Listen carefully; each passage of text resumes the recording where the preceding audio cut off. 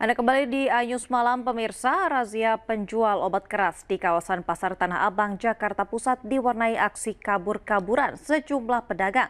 Razia digelar pemerintah kota Jakarta Pusat menyusul kian maraknya peredaran obat daftar G yang dijual di kaki lima secara terang-terangan dengan dibekingi para preman.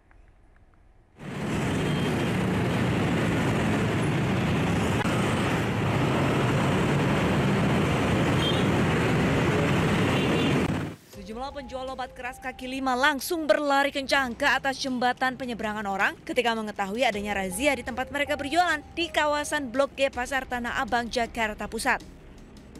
Petugas berhasil mengamankan seorang pedagang yang tak sempat kabur.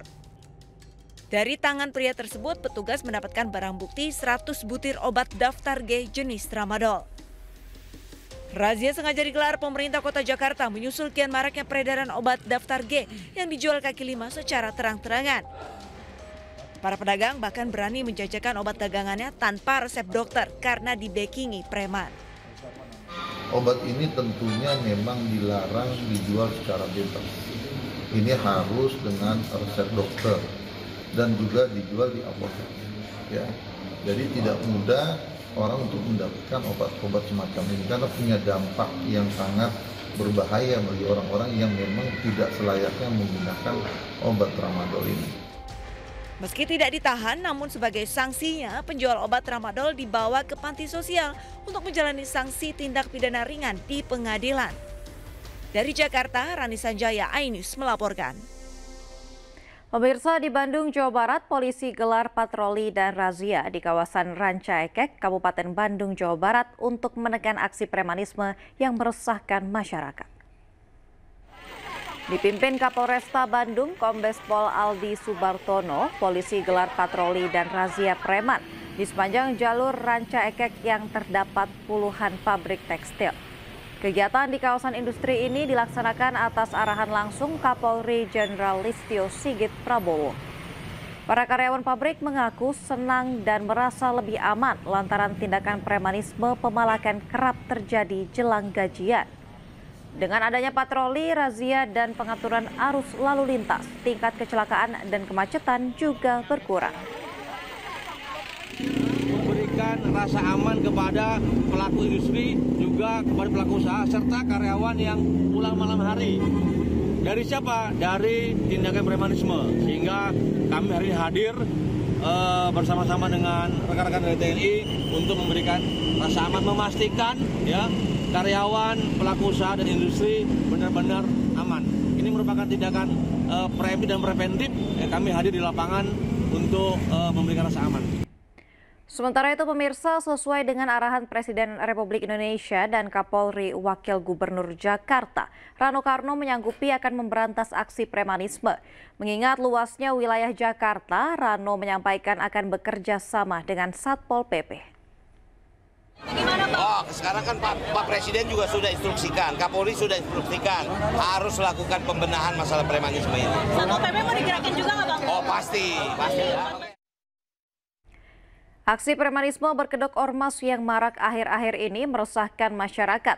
Kapolda Metro Jaya Irjen Karyoto pun menyebut bahwa semua pelaku yang terlibat premanisme akan ditindak secara tegas.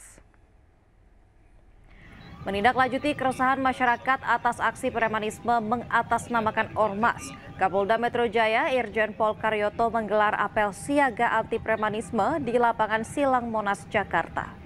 Kapolda Metro Jaya menyatakan akan menindak tegas semua yang terlibat premanisme.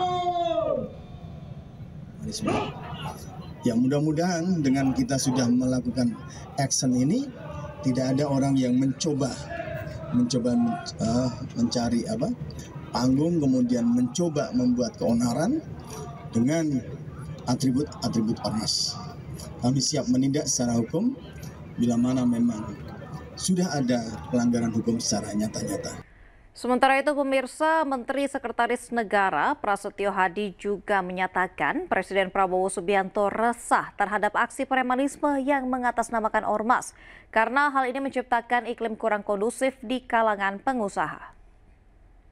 Kita juga merasakan keresahan karena seharusnya tidak boleh aksi-aksi premanisme yang apalagi dibungkus dengan organisasi-organisasi tertentu, mengatasnamakan organisasi-organisasi masyarakat, tetapi justru tidak menciptakan iklim berusaha yang kondusif.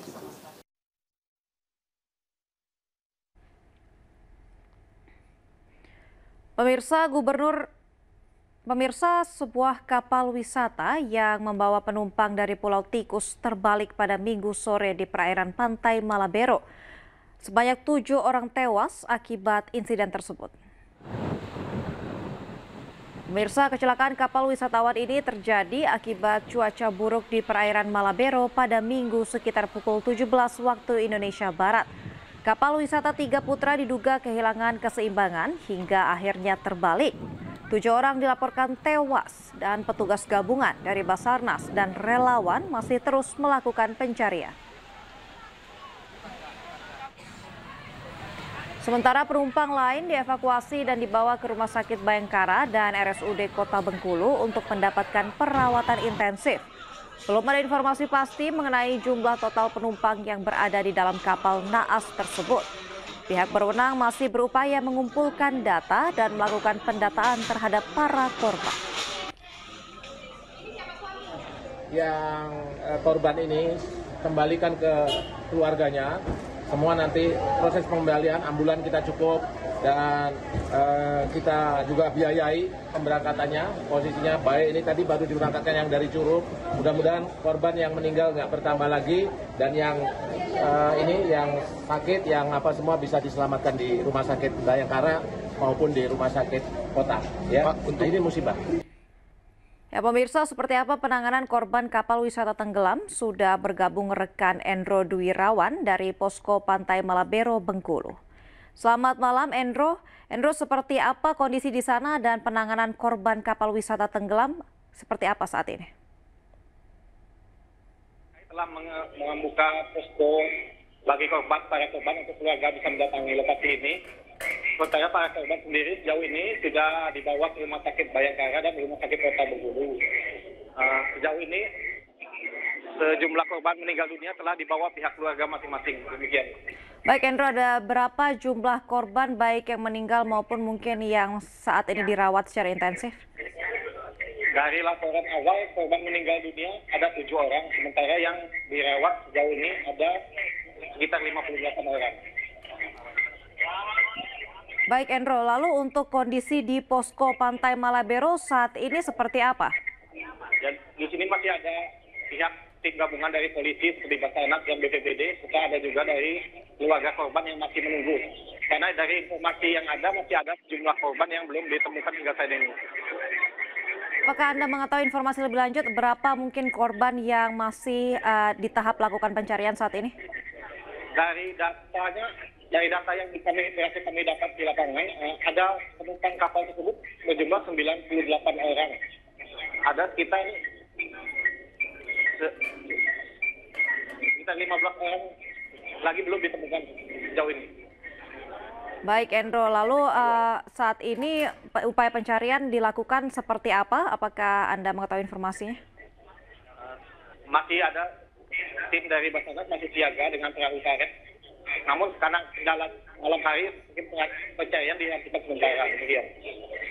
Baik, untuk penyebab kapal ini tenggelam sendiri, apakah ada informasi lebih lanjut?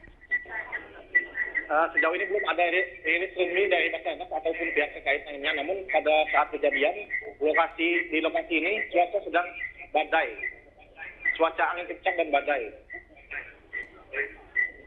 Baik Endro, terima kasih atas informasinya melaporkan langsung dari Posko Pantai Malabero, Bengkulu. Selamat bertugas kembali.